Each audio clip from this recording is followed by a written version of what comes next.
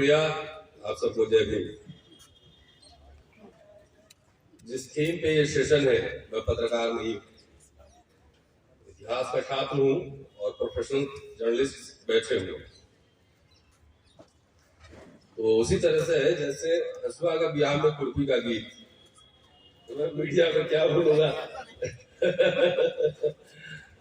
नवीन और सुमित ने पूरा समा बांध दिया है, मैं थोड़ा कंक्लूड करने की कोशिश करूँ कि जो सुना हमने उससे लगा कि विषय कुछ इस तरह होना चाहिए, बहुजन सोशल मीडिया में बहुजन समाज और नेताओं की भूमिका, ये होना चाहिए। दोस्तों, मैं एक बात बोलूं, आजकल मेरे से लोग नाराज रहते हैं। काम से आपने नाम तो सब कुछ रख दिया, लेकिन मैं खाली दलित को एड्रेस करता हूं आजकल, क्योंकि ओबीसी का रिजर्वेशन 90 में और एजुकेशन में 2006-7 में आया। तो बाबा साहब ने जो प्रावधान किए थे आर्टिकल 340, वो इम्प्लीमेंट होने में काफी वक्त, लेकिन शेड्यूल कास्ट शेड्यूल ट्राइब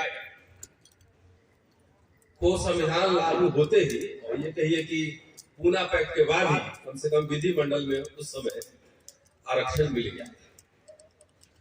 तो गुदगुदी वाला हंसी मजाक वाला भाषण नहीं करते, सुनना है सुनिए, नहीं सुनना जाइए।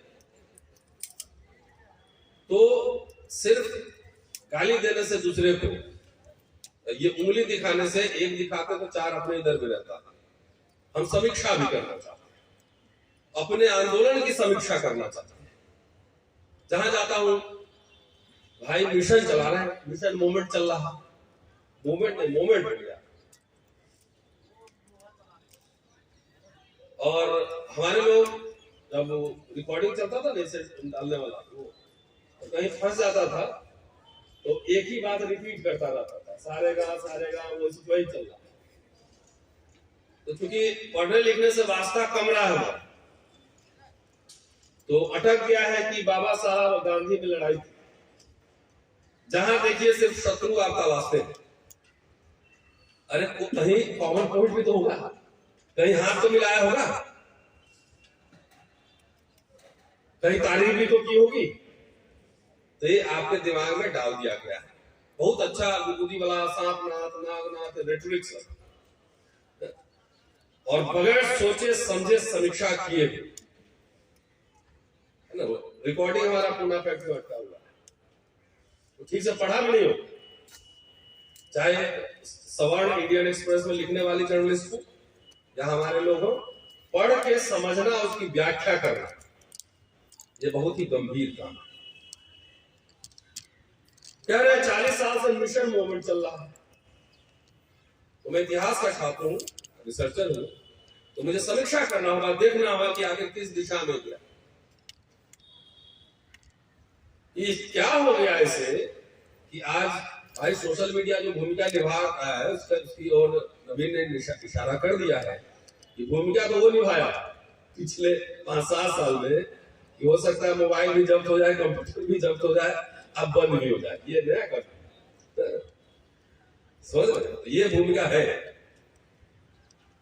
तो जो आजादी के बाद 40-50 साल में जो एक बड़ा मिडिल क्लास बना और जो मिशन मूवमेंट चला, बहुत ही जिम्मेदारी के साथ में कह सकता हूं कि जो अरबों खरबों रुपए तनख्वाह में मिले, नौकरी से ही दलित मिडिल क्लास तैयार हुआ है। जमीन और आपके पास संपत्ति, उद्योग व्यापार न के बराबर थी। उसमें से ज्यादातर संसाधन जो है अमूर्त काम में, हवा में, नारेबाजी में बर्बाद हो गए। और गंभीरता से कह रहा हूं, और किसी से मैं बहस करने के लिए इस पर तैयार हूं। मीडिया का काम बहुत गंभीर काम है, गंभीर काम है। और मीडिया का रिश्ता एकेडमिक से, रिसर्च से। मैंने काम किया काशी प्रसाद जायसवाल पर, वो वकील भी थे, इतिहासकार भी थे, साहित्यकार भी थे, अखबार के संपादक भी थे पाटलिपुत्र। तो उनके संपादकीय लेखों का संकलन हमने छापा, और पहला बैकवर्ड थे जो ऑक्सफोर्ड से पढ़े हुए, हिस्ट्री में हिस्ट्री तमाम। पहला स्कॉलर जिसको चाइनीज लैंग्वेज सीखने के लिए स्कॉलरशिप मिला। तो आप समझ रहे हैं कि आप नौकरी कर रहे हैं और उसके बाद टाइम निकाल के उसमें से और रिटायर होके और एडिटिंग हो जाएगा, ये हो जाएगा, ये सब भ्रांति में रखना है। एक गंभीर काम है और इसके लिए प्रोफेशनल्स की जरूरत होती है।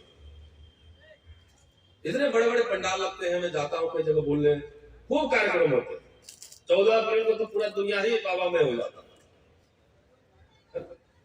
आप ईमानदारी से बताइए, मैं सिर्फ बामसे को नहीं कह रहा, बामसे इसलिए कि कर्मचारी अब तो कई भाग में है और मिडिल क्लास का संगठन है।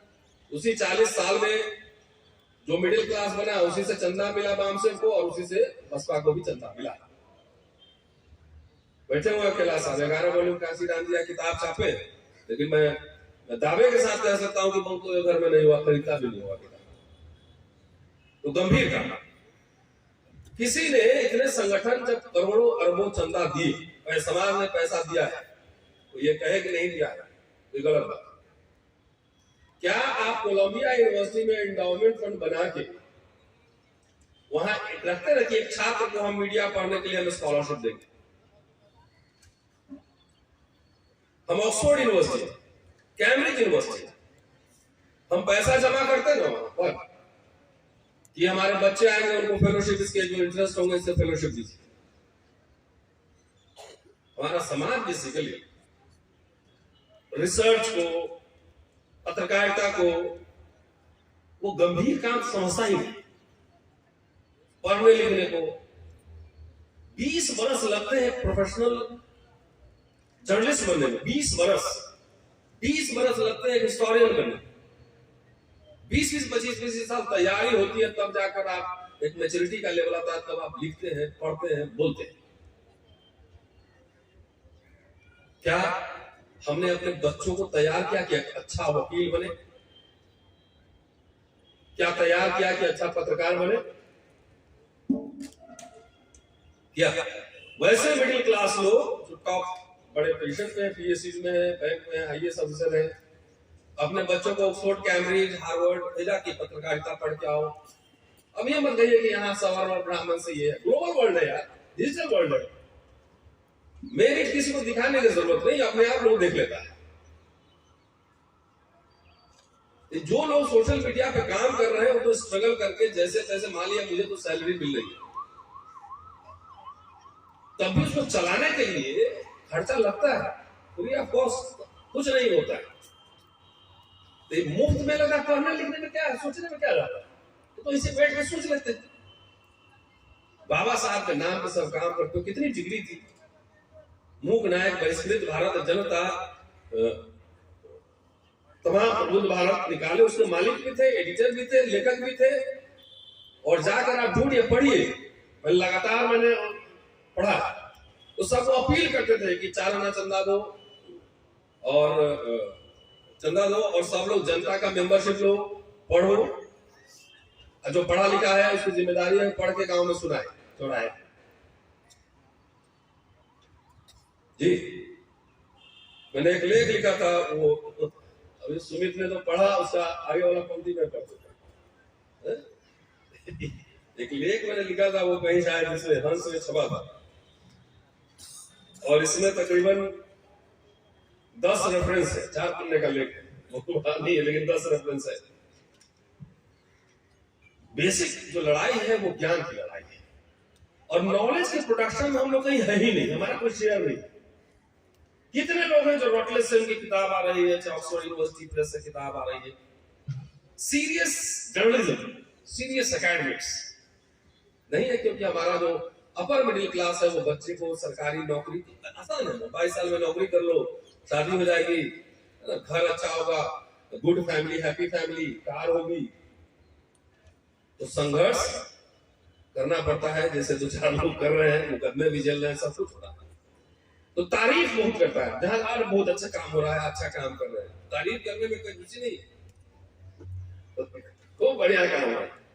लेकिन हवाई जहाज का टिकट देगा तो एयरपोर्ट आने जाने का पैसा भी नहीं देता, क्या जी क्या?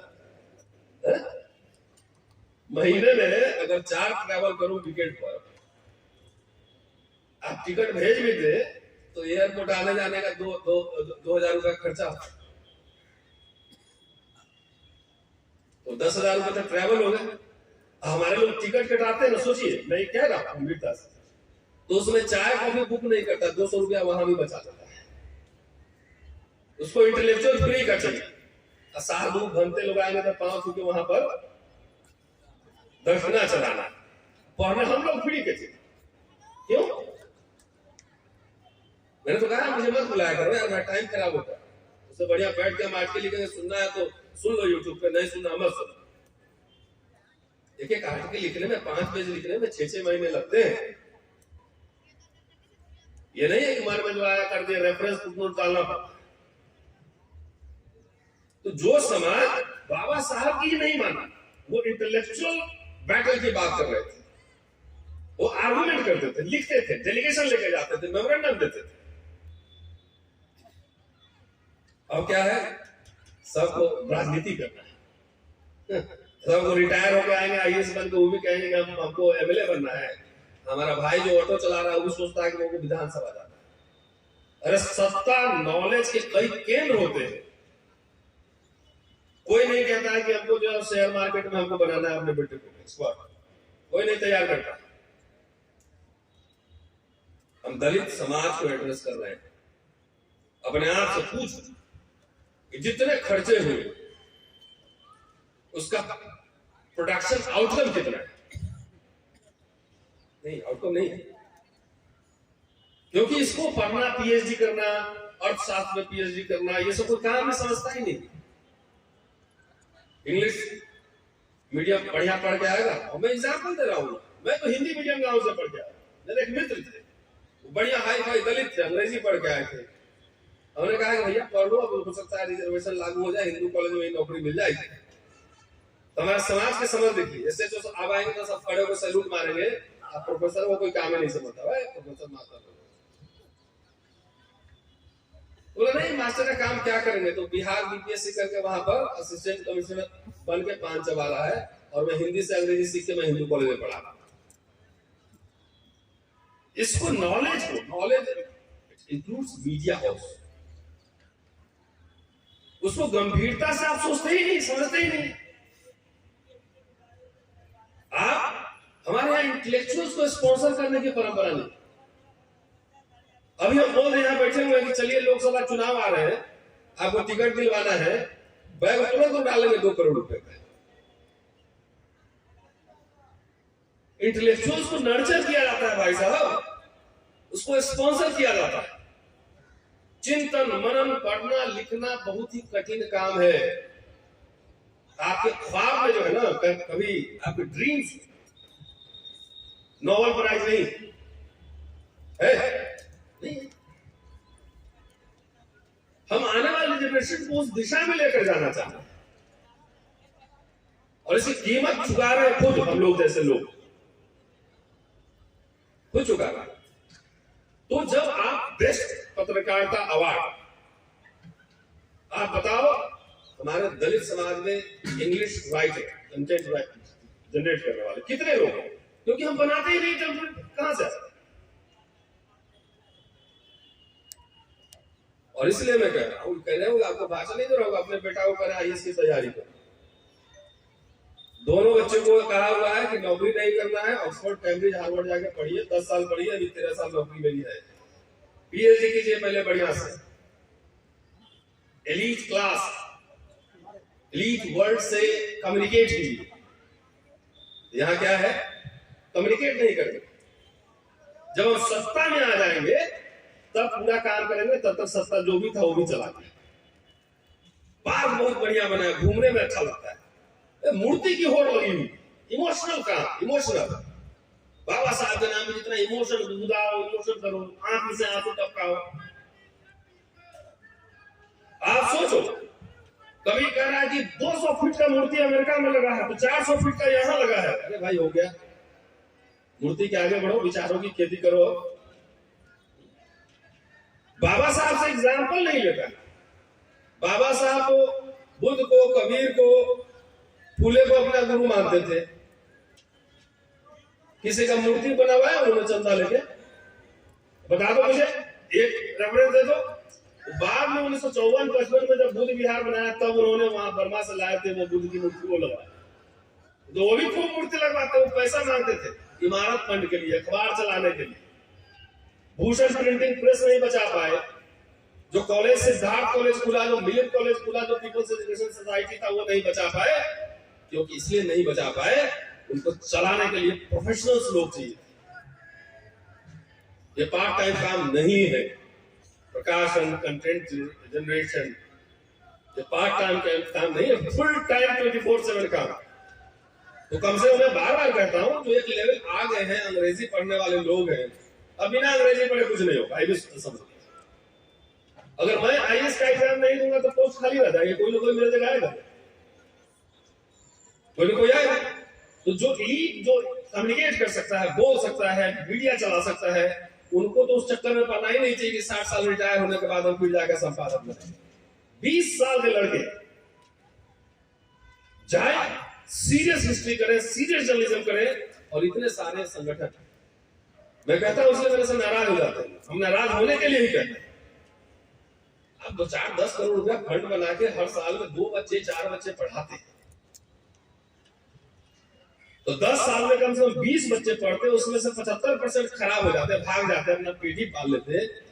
तो मिशन तो 5 इंटेलेक्चुअल चलाता है भाई साहब, 5 लोग चलाते हैं मिशन। 5 अगर दमदार लोग हो गए, सोशल मीडिया के दिल्ली की तरफ क्यों देखता है अमूमन लोग? यही 5-10 लोग यही पे माहौल करवाता है, यही सवाल खड़े करते रहता है। तो चलिए अगली बार आऊंगा तो वो गांधी, एक और आर्टिकल है विदेशियों से आग्रह, उसमें भी मीडिया में चर्चा है। और मैं बता दूं आपको, अभी किसी और सेमिनार में बात करेंगे। 1945 में पीपल्स हेराल्ड निकली थी कलकत्ता में। कांशीराम जी ने कोशिश की बहुजन संगठन चलाने की, उसके बाद क्या हुआ? तन्नारों में, दुगबुदी में अच्छा लगने वाला हुक्मरान बनना हुआ।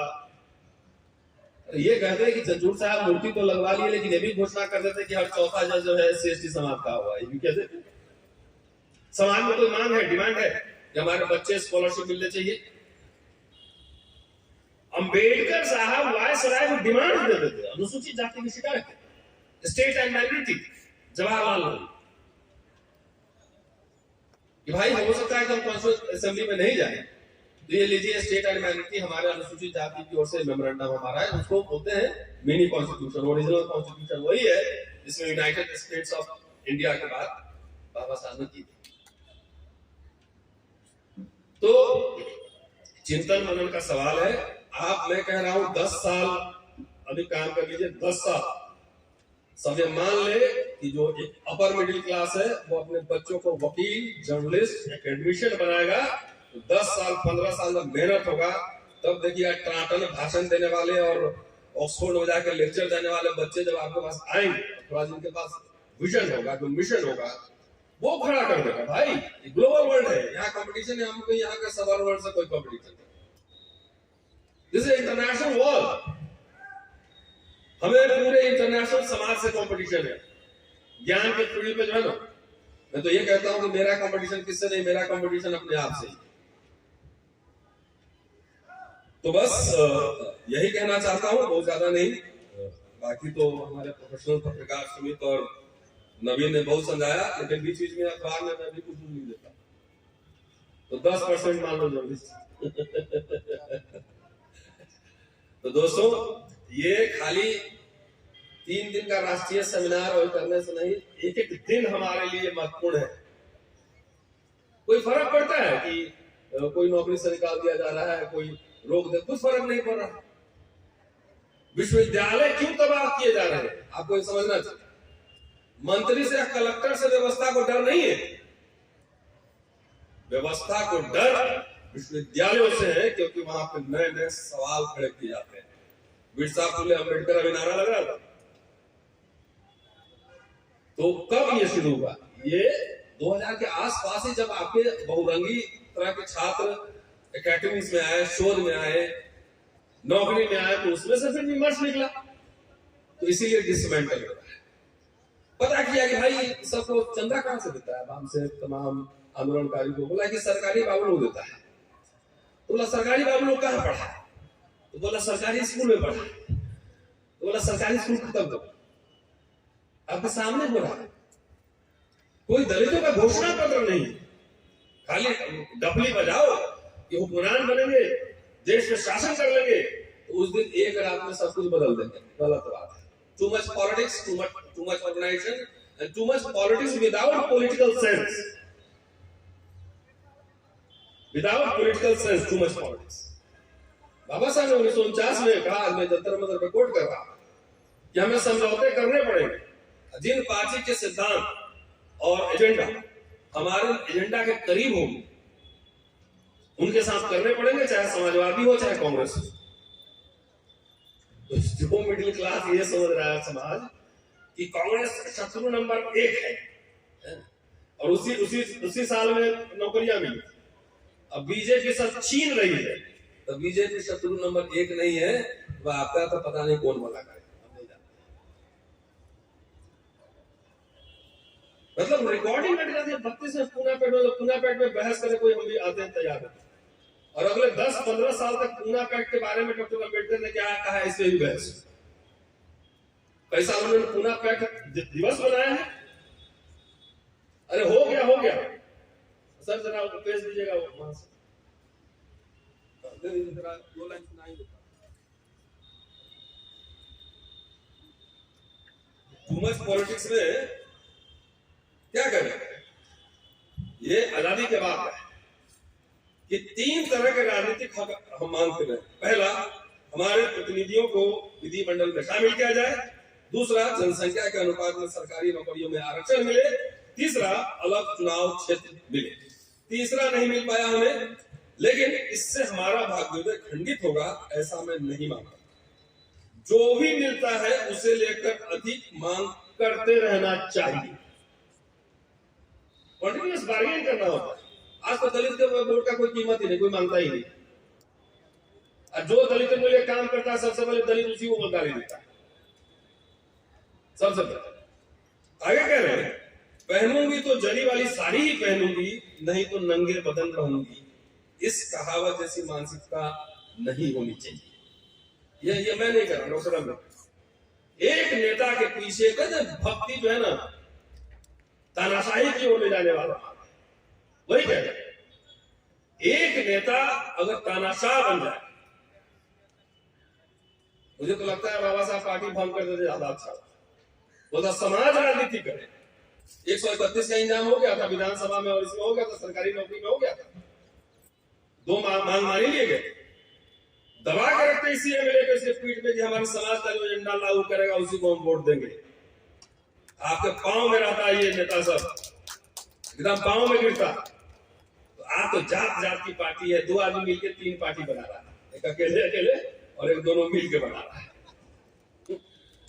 तो आपको कोई कीमत नहीं, सब छीन लेगा, आप कुछ नहीं कर पाएंगे। समस्या गंभीर है।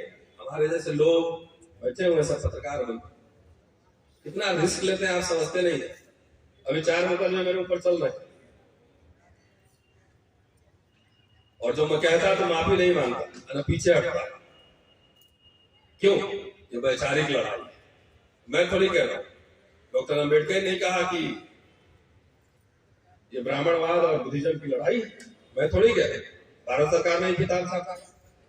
तो जो मिडिल क्लास जिनको आगे बढ़ाना चाहिए था, प्रोग्रेसिव मूवमेंट करना चाहिए था, अम्बेडकर के आइडियाज को पुश करना चाहिए था, स्कॉलर्स पैदा करना चाहिए थे, उन्होंने भी ईमानदारी से, मुझे लगता है मेरे व्यक्तिगत राय, आप असहमत हो सकते हैं, स्कूल कॉलेज जो बाबा साहब बना के गए थे वो भी खंडहर ही हो रहा। जिस बुद्धिज्म की प्रचार करने की जिम्मेदारी बौद्ध मठों की और भंते लोगों की थी, उन्होंने भी ईमानदारी से काम नहीं किया, खा के मठों से आ रहा। तो विचार परिवर्तन होते नहीं, लाए जाते, घर में जाना पड़ता है। आइए दिल्ली यूनिवर्सिटी में सुबह शाखा की 5 बजे सुबह शुरू हो जाता है, शाखा लगता है, जाके देखो कौन कौन बुद्धिज्म का प्रचार कर रहा है, जरा मुझे बताना। मिडिल क्लास लोग, कुछ लोग हैं, नमो बुद्धाय जय भीम चलता रहता है। तो वैचारिक लड़ाई है। वैचारिक लड़ाई लाने के लिए विचारक पैदा करने होते हैं, और विचारक पैदा करने के लिए खर्चे करने होते हैं। फ्री में कुछ नहीं होता। अगर बड़ौदा स्टेट स्पॉन्सर नहीं किया रहते तो बाबा साहब नहीं रहते, वहां सूबेदार रहते महाराष्ट्र में, सूबेदार रहते और उसकी फैमिली से। तो ये सोचिए गंभीर विषय है। और मेरा तो अभी मुझे सिपाही की जरूरत नहीं, आई डोंट नीड सिपाही। सेनापति बनाइए, स्कॉलर्स पैदा कीजिए। डॉक्टर अंबेडकर सेना लेके नहीं लड़ रहे थे, कांग्रेस से भी अंग्रेज से भी, दोनों से, वो विचारों से लड़ रहे थे। अभी आप पूछिए पूरे दलित समाज में चाइना में भी बातचीत करना है, कोई आइडिया है? चाइना से भारत का क्या डिस्प्यूट चल रहा है, कोई आइडिया नहीं। इंटरनेशनल रिलेशन में क्या चल रहा है, डिप्लोमेटिक पॉलिसी कैसा होगा, ग्लोबल जो ग्लोबलाइजेशन चल रहा है उसमें और दलितों का क्या पर्सपेक्टिव हो, दलित एजेंडा क्या हो, इसमें कुछ नहीं पता। खाली हुक्मरान बनना है, हुक्का पकड़ा के अभी खेत में भेजने वाला, 10 साल ठहर जाए, हुक्का पकड़ा के खेत में भेजेगा, अब बोलेगा कि भैया ऐसा है खेत में काम करो, बीपी शुगर ठीक करो। सरकारी नौकरी पे डिपेंडेंट है, सरकारी नौकरी का निजीकरण हो रहा है, सब मामला फ्रेश। 10 नौकरी के लिए पूरा हमारा नौजवान पागल हुआ पड़ा, उसके पेरेंट्स। अरे बिजनेस करो, जाओ पैसे कमाओ, मर्सिडीज में चलो, क्यों नहीं दलितों के पास जो अपना हवाई जहाज होना चाहिए, होना चाहिए, लेकिन ड्रीम में नहीं है। वही बाबू की नौकरी वो भी खत्म कर रहा है, बोला कि सब पैसा देता है, आंदोलन को सब चंदा देता है, बोला खत्म कर दो सब, फ्रेश। शुक्रिया दोस्तों, थैंक यू।